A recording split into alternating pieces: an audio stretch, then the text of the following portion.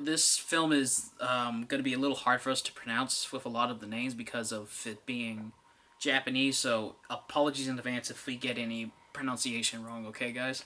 Yep.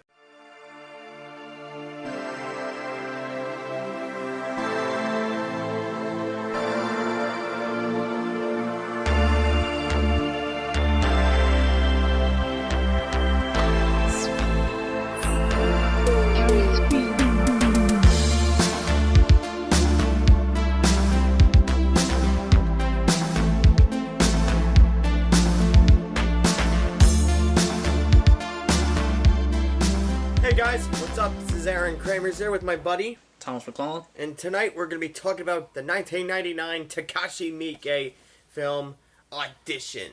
Kitty, kitty, kitty. That's weird because I didn't know this film at first. I only knew it just for that one part of the movie alone. This film is really, really unnerving to me, actually. Oh yeah, like, Jesus. but I'll be honest with you, the first half of the movie was boring. I didn't find it boring. I found it kind of bittersweet because it's got a very sympathetic main character. This character, he feels very alone, he feels isolated, and he's trying to Find that true love. Like, Yeah.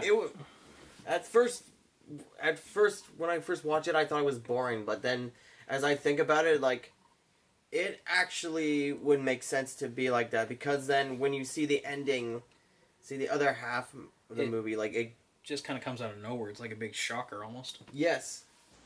This film is weird because I like the tonal change that it goes through. Yes, the first half is this slow burning romantic drama, Pretty much.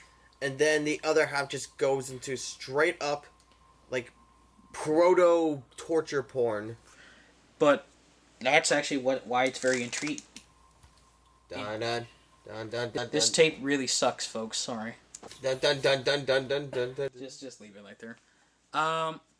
But what I was gonna say, this film is very intriguing because of its tonal change. Because you really actually do feel for these characters. Actually, I feel for the main character because he's sad, he's lonely, he wants to find love like all of us.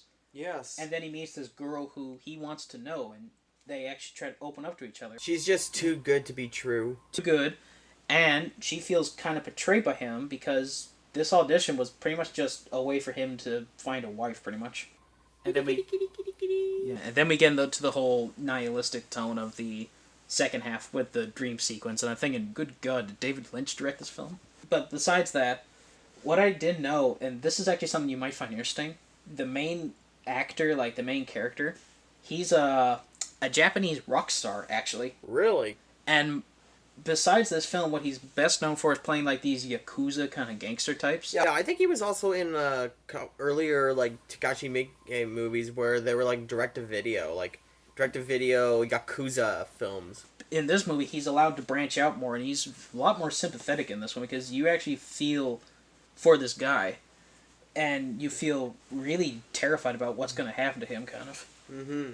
And, of course, the actress who plays Asami, and she's, like, really, really, really beautiful because she's a Japanese supermodel, actually. She was also in, after this, another notable movie she was in was Tokyo Gore Police. Almost. Yeah. Like, oof. I didn't think she was that crazy at first, but after I saw that one scene where she's in her apartment, and we see this bag, and I'm like, oh man, what's going on? Oh yeah, it's like when the phone rang and then all of a sudden, Oh, God. oh. And then, This is just a little warning, we're going to be describing certain scenes that are so messed up that, like, if you can't handle the descriptions of the scenes, you can go to this timestamp right here. yeah, something like that. There's one scene where she threw up into a dog bowl and she gave it to This dude who was in the bag, who's like, he has no feet, he's missing an ear, a tongue, and I think like 3 of his fingers. And the weird thing is, there's not a lot of translation for that guy because he's got no tongue. It's kind of hard to hear him. But if you look it up, apparently he says, "I want food. It's yummy." Look it up, man. And yes, and let's talk about the infamous scene. Efficient with that because the effects, I actually thought that was happening for real. Apparently, they say they used like a fake torso or something. Yeah, like to stick needles in. Oh yeah, like when like she was like sawing that guy's leg up like with the piano wire. But besides all that, I admit that when you think about it, sort of like that, when he starts to get all numb because he drank some sort of drug or something that made him all lucid and made him have that dream sequence. You can almost say this is typical of a lot of films that like to sort of change it up because they feel like the film's... It feels like a David Lynch movie, like a David Lynch short film. Yeah, that's the thing, because you always get this sort of underlying dread and you don't know what's going on.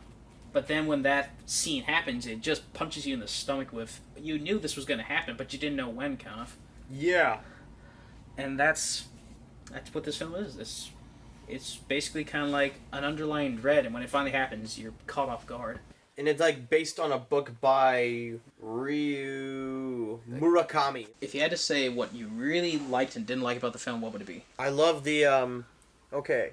I would say this is not me saying I hate it, but I didn't care much about the first half because it was slow. Mm. But I did like the other half because it's just brutal. Like I said before, it's proto-torture porn. At best, yeah. What about you? What would you say what you liked and you didn't like about it?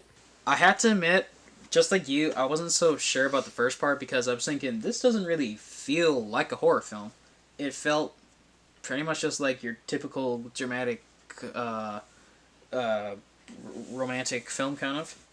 And I've never been a real fan of romantic films, but I did like the characters. I like that they have really relatable struggles and stuff like that.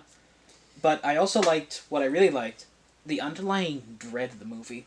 Like, you sense something's wrong.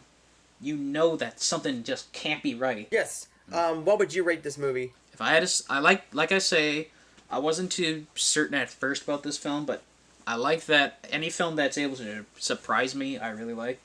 And I like the characters. I like how shocking it is.